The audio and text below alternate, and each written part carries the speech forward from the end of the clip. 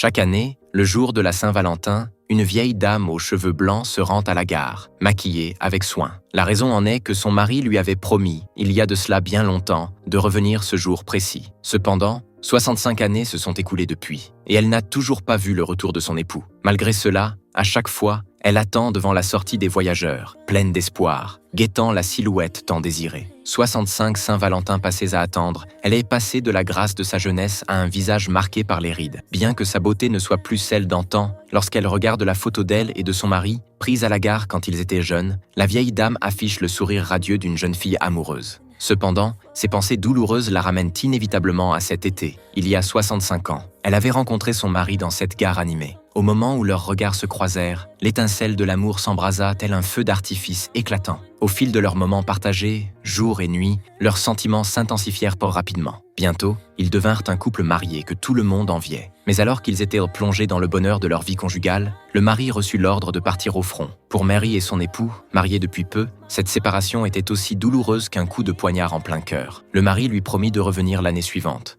le jour de la Saint-Valentin. À présent, le train entrait lentement en gare. Le moment des adieux approchait. Mary ne put que conduire son mari jusqu'au quai, le cœur lourd. Dans les jours qui suivirent, Ella envoya continuellement des lettres à Nick. Chaque fois qu'elle recevait une réponse de sa part, elle était au comble du bonheur. Lorsqu'elle ouvrait fébrilement la lettre, elle découvrait non seulement les tendres salutations de Nick, mais aussi une maquette d'avion qu'il avait fabriquée de ses mains, un cadeau de naissance pour leur enfant. Cependant, après cette lettre, Ella ne reçut plus aucune nouvelle de Nick. Son inquiétude commença à la ronger. Un jour, elle vit le facteur se diriger vers la maison de ses voisins, l'air accablé. Un mauvais pressentiment l'envahit soudain. En effet, le mari de la famille voisine était mort au combat. L'angoisse d'Ella s'alourdit de plus en plus. Elle craignait de recevoir la même terrible nouvelle.